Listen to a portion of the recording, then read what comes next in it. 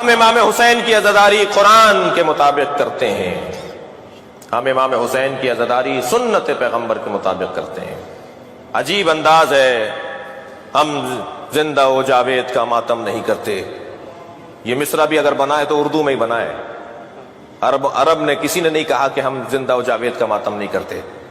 کسی فارسی زبان بولنے والے نے نہیں کہا کہ ہم زندہ و جاوید کا ماتم نہیں کرتے۔ اگر مصرع بھی بنایا گیا تو اردو میں بنایا گیا۔ بھول گئے کہ اردو زندہ بھی ہے تو وہ امام حسین کی وجہ سے زندہ ہے۔ اردو مٹ گئی ہوتی اگر مرثیہ نہ ہوتے۔ آج بھی اردو کا سب سے بڑا ادیب ہوتا ہی وہ ہے جسے مرثیہ کہنا آتا ہو۔ تو امام حسین کے ذکر کی وجہ سے تو یہ زبان زندہ ہے۔ اور اس زبان کا بولنے والا اگر کہے کہ ہم زندہ و جاوید کا ماتم نہیں کرتے تو اس سے سوال یہ ہے کہ تم کون ہو جو نہیں کرتے اور تمہارا نہ کرنا معیار کب ہے؟ پیغمبر نے تو شہیدوں کا ماتم کیا ہے، پیغمبر نے تو حضرت حمزہ کا ماتم کیا ہے۔ سید الشہداء لقب تھا امام حسین سے پہلے حضرت حمزہ کا۔ پیغمبر نے تو جنگ احد میں شہداء احد کے جنازوں پہ پہنچ کے، خاص طور پر حضرت حمزہ کے جنازے پر پہنچ کے گریہ کیا ہے، ماتم کیا ہے، لوگوں کو دعوت دی ہے کہ میرے چچا پر رونے آؤ۔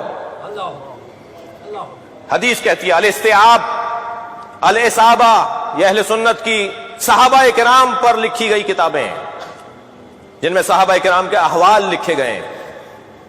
ان میں لکھا ہے کہ جب جنگ احد میں حضرت حمزہ شہید ہو گئے، لما راى النبی، جب نبی نے دیکھا کہ قتل حمزہ کو قتل کر دیا گیا ہے تو فبکا بکاء عالیا، نبی نے اونچی آواز میں گریہ شروع کیا جب خبر آئی کہ ان کے چچا حمزہ کو مار دیا گیا ہے۔ اہل سنت کی کتاب کا حوالہ دے رہا ہوں۔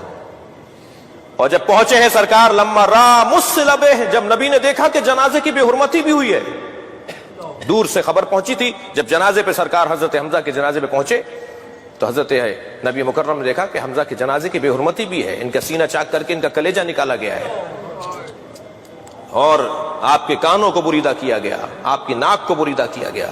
جب بدن مبارک کو اس حالت میں دیکھا تو نبی مکرم نے فشہقا، نبی نے گریہ کیا ہے اونچی آواز میں، آوازوں کے ساتھ گریہ کیا ہے سرکار نے، اور آواز لگائی، فرمایا کہ کون ہے، کہاں ہیں وہ لوگ جو میرے چچا پر آ کے گریہ کریں؟ تو عورتیں جنگ احد میں شہیدوں، اپنے اپنے شہیدوں کے لاشوں پہ بیٹھی ہوئی ماتم کر رہی تھی، گریہ کر رہی تھی، مدینے کی عورتیں، مسلمان عورتیں۔ جب یہ اعلان ہوا کہ سرکار کہہ رہے ہیں میرے چچا پر کوئی ماتم نہیں کر رہا تو ساری عورتیں اپنے شہیدوں کے لاشیں چھوڑ چھوڑ کر آ گئی تھی، کیونکہ نبی کی خواہش ہے کہ حمزہ کے جنازے پہ ماتم ہو۔ یہ اہل سنت کی کتابوں کی روایات ہیں، ہمارے بھائیوں نے لکھا ہے یہ۔ مجھے تعجب اس بات پر ہے کہ اپنی کتابیں کیوں نہیں پڑھتے، اور سارے مسلمان عورتیں آ کر حضرت حمزہ کے جنازے پر بیٹھیں۔ اور آج تک عرب دنیا میں دستور ہے کہ اگر کوئی مظلوم مارا جائے تو پہلے حمزہ کا نوحہ پڑھا جاتا ہے، پھر اس مرنے والے کی بات ہوتی ہے۔ عزیزان گرامی، پیغمبر اکرم کی سنت ہے یہ۔ تو حضرت حمزہ شہید زندہ ہوتا ہے، اسی پر اعتراض کیا جی شہید زندہ ہے اور زندہ کا ماتم نہیں ہونا چاہیے جی۔ میرے مولا امام حسین جب اس دنیا میں تشریف لائے، نبی مکرم نے گود میں لے کے رونا شروع کیا اور قریب بیٹھی ہوئی اپنی ایک زوجہ سے فرمایا کہ خبردار فاطمہ کو مت بتانا کہ یہی وہ حسین ہے جسے بھوکا پیاسا مارا جائے گا، کہ فاطمہ قریب الولادت ہیں، ابھی بچے کی ولادت ہوئی ہے، لہذا فاطمہ کو تکلیف ہوگی۔ جب کئی مرتبہ سیدہ نے دیکھ لیا کہ بابا جب بھی حسین سے ملتے ہیں تو روتے ہیں، تو پوچھا بابا آپ میرے حسین سے مل کے روتے کیوں ہیں؟ فرمایا فاطمہ یہی حسین ہے جو ابراہیم کی قربانی کا فدیہ ہے، ابراہیم کی قربانی مؤخر ہو گئی تھی اس کی قربانی کی وجہ سے، اولاد ابراہیم میں سے ہے۔ فرمانے لگی بابا کیا ہوگا؟ کہ اسے گھیر کر بھوکا پیاسا مارا جائے گا۔ بی بی فرمانے لگی بابا آپ ہوں گے اس وقت میں؟ فرمایا نہیں فاطمہ میں نہیں رہوں گا۔ کہ اس کے بابا علی ہوں گے؟ کہ نہیں اس کے بابا علی بھی نہیں ہوں گے۔ بی بی نے کہا کیا اس کا بھائی حسن ہوگا؟ فرمایا نہیں اس کا بھائی حسن بھی نہیں ہوگا۔ تو بی بی نے فرمایا میں رہوں گی؟ فرمایا فاطمہ تم بھی نہیں ہوگی۔ تو بی بی نے پھر ایک جملہ کہا بابا پھر اس پہ روئے گا کون؟ یہ جو آپ کا گریہ ہے نا یہ حسرت فاطمہ ہے، سیدہ کی حسرت ہے، بابا اس پہ روئے گا کون؟ فرمایا ایک قوم اس پہ روئے گی، اس کے جوان اس کے جوانوں پر روئیں گے، اس کے بوڑھے اس کے بوڑھوں پہ روئیں گے۔ یہ تقسیم بھی اس کا مطلب نہیں ہے کہ جوان صرف جوانوں پہ روتے ہیں اور بوڑھے صرف بوڑھوں پہ روتے ہیں، نہیں، نبی نے گویا اشارتاً فرمایا ہے کہ اس کے بچے بھی مارے جائیں گے، اس کے جوان بھی مارے جائیں گے، اس کے بوڑھے بھی مارے جائیں گے، اس کے ساتھ پورا خانوادہ شہید کیا جائے گا۔ عزیزو عزادارو، ہم روا روی میں ہم ذاکرین جو ہیں کہہ دیتے ہیں کہ کربلا میں 18 بنی ہاشم شہید ہوئے، 18 نہیں 58 شہید ہوئے ہیں۔ میرا باب العلم کے عشرے کا جو موضوع ہے وہ اصحاب رسول ہے، اصحاب رسول پہ وہاں بات ہونی ہے۔ کربلا میں بنی ہاشم 58 بنی ہاشم شہید ہوئے، 58، 18 نہیں۔ حضرت عقیل کی اولاد، حضرت مسلم کی اولاد، حضرت جعفر کی اولاد، حضرت جعفر کے پوتے، حضرت عبداللہ کے بچے، محمد حنفیہ ان کی اولادیں، محمد حنفیہ خود نہیں تھے ان کی اولاد، عبداللہ ابن جعفر نہیں تھے ان کی اولادیں، امیر المومنین کے فرزند 28 تو صرف امیر المومنین کے پوتے اور بیٹے ہیں، 58 بنی ہاشم ہیں جو کربلا میں شہید ہوئے ہیں۔ سارا گھر کٹ گیا، سارا گھر کٹ گیا۔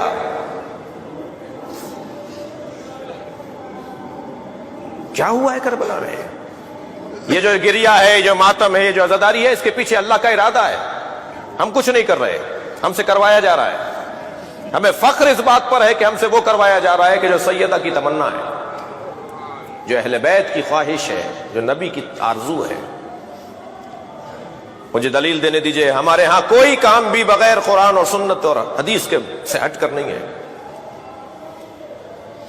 کبھی کبھی یہ جملہ، یہ لہجہ ہمیں سننے کو ملتا ہے کہ میرا نظریہ یہ ہے۔ بھئی تم کون ہو؟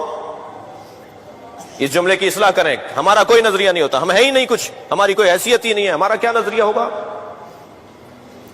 ہمارا نظریہ ہے تو قرآن کا نظریہ ہے، ہمارا نظریہ ہو تو حدیث کے مطابق ہو، اپنا نظریہ ہمارا کوئی نہیں ہے۔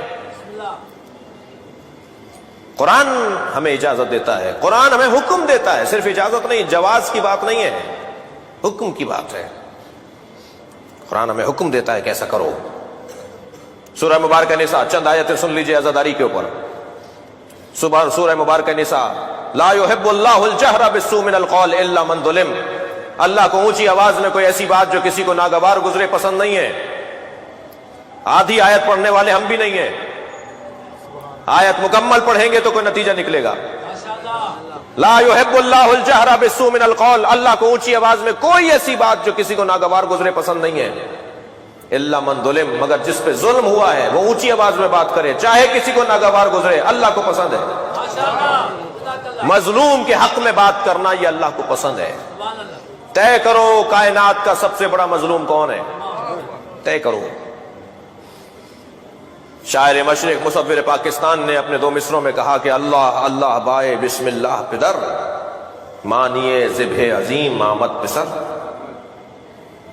علامہ اقبال کہتے ہیں جو حضرت ابراہیم نے قربانی دی اور اسماعیل کے گلے پہ چھری چلا دی اور اسماعیل کی جگہ دمبا ذبح ہو گیا، تو پوچھا یا اللہ کیا میری قربانی قابل قبول نہیں رہی؟ تو جواب یہ آیا وَفَدَيْنَاهُ بِذِبْحٍ عَظِيمٍ، اے ابراہیم ہم نے تمہاری قربانی کو ایک بڑی قربانی پر مؤخر کر دیا ہے، ہم ایک اور بڑی قربانی لیں گے تمہاری اولاد سے۔ اس سے بڑی قربانی نہیں ہے قرآن کی روح سے، تاریخ کے مشاہدے سے، جسے قربانی کربلا کہا جاتا ہے۔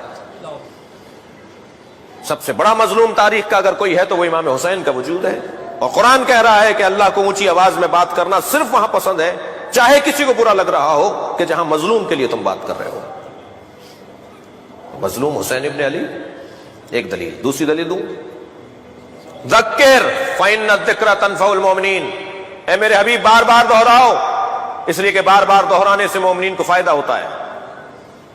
ہمارے مزاج کے اندر بھولنا ہے، ہم انسان ہیں نا، انسان یعنی نسیان یعنی انسان، ہماری ساخت ہی بھولنے کی ہے، ہماری طبیعت کے اندر بھول پن ہے کہ ہم بھول جاتے ہیں، ہمیں 10 دن پہلے کی باتیں یاد نہیں رہتی، ہمارا مزاج بھولنے کا ہے۔ جب ہمارا مزاج بھولنے کا ہے تو پھر پروردگار عالم نے اہتمام کیا ہے کہ انہیں بھولنے نہ پائے۔ یہ تاریخ کے مشاہدات کو اور عبرتوں کو اور واقعات کو اور تاریخ کے سبقوں کو بھولے نہیں۔ میرے حبیب دہراؤ، ذکر، بار بار دہراؤ، ایک بات کو بار بار کرو، ہر سال وہی ذکر، ہر سال وہی مصائب، ہر سال وہی مرثیہ، ہر سال وہی نوحے۔ قرآن کہہ رہا ہے दोहराओ उसी को जो पहले दोहराते थे, इसलिए कि तुम भूलने ना पाओ। एक सबक को बार बार दोहराओ, इससे ऊंचा सबक नहीं है।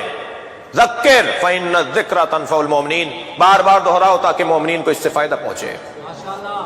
कुरान कह रहा है। फिर ऐलान हुआ वमन युअज़्ज़िम शाइर अल्लाह फ़इन्नहा मिन तक़वल क़ुलूब, सूरह मुबारक शूरा, सूरह मुबारक हज। जो अल्लाह की निशानियों की ताजीम करता है, ये ताजीम करना दर हकीकत तक़वा क़ल्बी की निशानी है। अगर कोई मुत्तकी बनना चाहता है ना, तो हुसैन की ताजीम करना पड़ेगी। और कोई और है इमाम हुसैन के अलावा अल्लाह की निशानी? अल्लाह की बड़ी निशानियों में एक निशानी खुद हुसैन इब्न अली की जात। लिहाजा कुरान हमसे कह रहा है कि वमन युअज़्ज़िम शाइर अल्लाह, अल्लाह की निशानियों की ताजीम करो। एक और आयत पेश करूं, बल्कि हम आयत की खिदमत में पेश हों जी। क़ुल ला असअलुकुम अलैहि अजरन इल्लल मवद्दता फिल क़ुरबा, जो मैंने उन्वान गुफ्तगू करार दिया है। मेरे हबीब, इनसे कह दो मुझे कोई चीज नहीं चाहिए उजरत रिसालत के तौर पर, इल्लल मवद्दता फिल क़ुरबा, सिवाय ये कि मेरे क़ुरबा से मवद्दत। ये मवद्दत हो रही है भाई, नबी की ख्वाहिश है, नबी से मोहब्बत, नबी से लगाव का उन्वान है, आज़ादारी इमाम हुसैन, सुन्नत पैगंबर है, आरज़ू ज़हरा।